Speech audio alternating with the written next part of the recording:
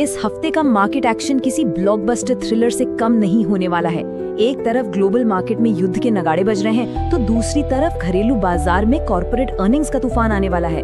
ये सब मिलकर एक परफेक्ट स्टॉर्म बना रहे हैं। तो चलिए बिना किसी देरी के इस नए एक्सप्लेनर में सीधा मुद्दे पर आते हैं और समझते हैं कि इस भारी तूफान में भी सेफ हार्बर यानी एक सुरक्षित ठिकाना कैसे ढूंढा जाए।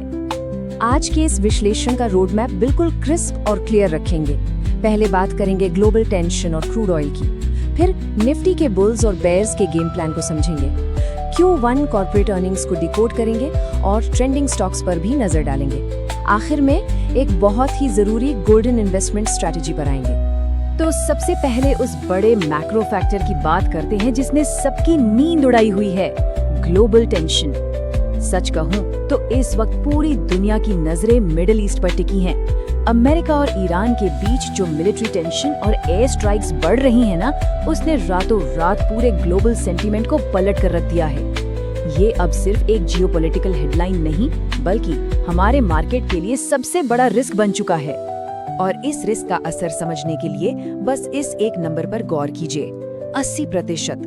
भारत अपनी जरूरत का 80% से ज्यादा क्रूड ऑयल इंपोर्ट करता है। मतलब हमारी इकोनॉमी को विदेशी तेल की बिल्कुल वैसी ही आदत है जैसी सुबह सुबह चाय की होती है। इसलिए दुनिया के किसी भी कोने में अगर तनाव होता है जिससे तेल की सप्लाई रुकती है, तो वो सीधा हमारे लिए एक बहुत बड़ा सरदर्द बन जाता है। और यही वजह है कि ये $88 का आंकड़ा इतना डरावना लग रहा है। अमेरिकी सैंक्शंस और स्ट्रेट ऑफ हॉर्मुज में ब्लॉकेज के डर से ब्रेंट क्रूड ऑयल $88 प्रति बैरल को क्रॉस कर चुका है। तेल की कीमतों में ये अचानक आया उछाल पूरे बाजार के समीकरण को बिगाड़ने की ताकत रखता है। चलिए इस चेन रिएक्शन को थोड़ा सिंपल भाषा में समझते हैं। होता क्या है, अमेरिका ईरान की टेंशन बढ़ती है, जिससे क्रूड ऑयल तुरंत 5 से 9% उछल जाता है। तेल महंगा होने से ग्लोबल इन्फ्लेशन का डर वापस आ जाता है। इसको कंट्रोल करने के लिए यूएस फेड इंटरेस्ट रेट्स को लंबे समय तक हाई रखने पर मजबूर होता है।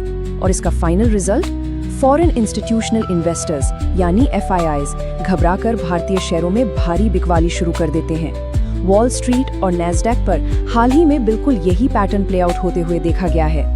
ग्लोबल तूफानों से अब थोड़ा अपने घरेलू कुरुक्षेत्र की तरफ शिफ्ट होते हैं और निफ्टी की चाल देखते हैं। पिछले हफ्ते भले ही 24,334 की क्लोजिंग के साथ एक शानदार बाउंस बैक मिला हो, लेकिन सच मानिए इस हफ्ते बुल्स और बेयर्स के बीच एक भयंकर रस्साकशी होने वाली है।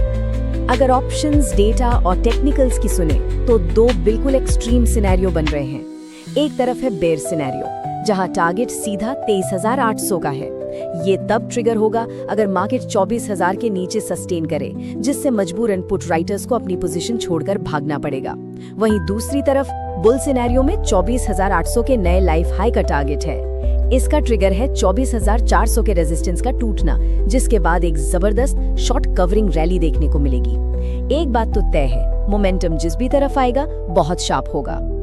तो इन सब के बीच सबसे बड़ा एंकर पॉइंट क्या है? वो है 24,000 का लेवल, जो इस हफ्ते के लिए एक सख्त लक्ष्मण रेखा का काम करेगा। जब तक इंडेक्स इस अल्टीमेट साइकोलॉजिकल सपोर्ट के ऊपर टिका है, बाय ऑन डिप्स की अप्रोच बिल्कुल वैलिड है।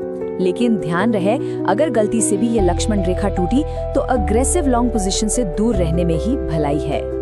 अब आते हैं अपने अगले मैक्रो ड्राइवर पर, जो है Q1 corporate earnings watch. Corporate India के लिए ये हफ्ता लिटरली एक्शन पैक्ड होने वाला है और कई हैवीवेट्स मिलकर निफ्टी की अगली दिशा तय करेंगे। सोमवार सुबह की ओपनिंग सीधा डिपेंड करेगी रिलायंस इंडस्ट्रीज और IT जायंट्स के वीकेंड रिजल्ट्स और उनकी मैनेजमेंट कमेंट्री पर। और बात सिर्फ यहीं खत्म नहीं होती, दर्जनों मिड कैप और स्मॉल कैप कंपनियां भी इसी हफ्ते अपने नतीजे पेश कर रही हैं। मतलब ब्रॉड मार्केट में भारी स्टॉक स्पेसिफिक वॉलेटिलिटी के लिए बिल्कुल तैयार रहना पड़ेगा। बैंक निफ्टी की बात की जाए तो ये फिलहाल 57,900 के आसपास फंसा हुआ है। अगर पूरे बाजार को ऊपर की तरफ एक सॉलिड सपोर्ट चाहिए, तो बैंक निफ्टी को अपने 58,700 के रेजिस्टेंस लेवल को हर हाल में तोड़ना होगा। और ये ब्रेकआउट कौन दिलवाएगा? HDFC बैंक, SBI और ICICI बैंक जैसे दिग्गज। इन बड़े बैंकों के नेट इंटरेस्ट मार्जिन्स यानी निम्स और उनकी लोन ग्रोथ के आंकड़े ही डिसाइड करेंगे कि बैंक निफ्टी उस क्रूशियल रेजिस्टेंस को पार कर पाएगा या नहीं। मैक्रो पिक्चर के बाद चलिए अब थोड़ा और जूम इन करते हैं और देखते हैं इस हफ्ते के ट्रेंडिंग स्टॉक्स और विनर्स लूजर्स का हाल। उस $88 वाले क्रूड ऑयल स्पाइक का सीधा असर यहाँ दिखेगा।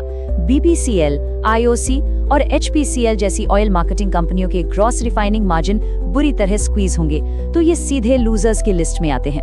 वहीं दूसरी तरफ ONGC और रिलायंस जैसी अपस्ट्रीम एक्सप्लोरेशन कंपनियों को तेल के दाम बढ़ने का सीधा फायदा मिलेगा।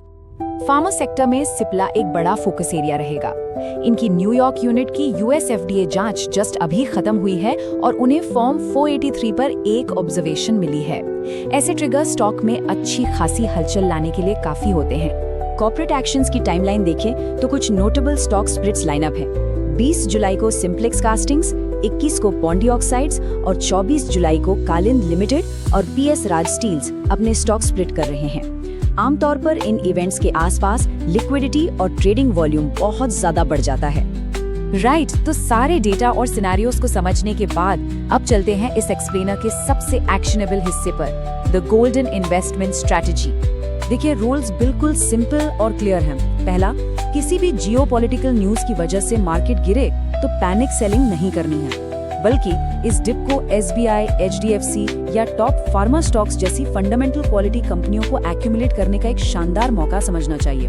और दूसरा सबसे इम्पोर्टेंट रूल, चूंकि इस हफ्ते इंट्राडे स्विंग्स बहुत वाइल्ड हो सकते हैं, इसलिए F&O में उधार के पैसे या लिवरेज से पूरी तरह दूर रहना है और हर ट्रेड में स्ट्रिक्ट स्टॉप लॉस फॉलो करना है। तो आखिर में सबसे बड़ा सवाल यही उठता है, एक तरफ ग्लोबल तूफान और दूसरी तरफ अर्निंग्स का प्रेशर।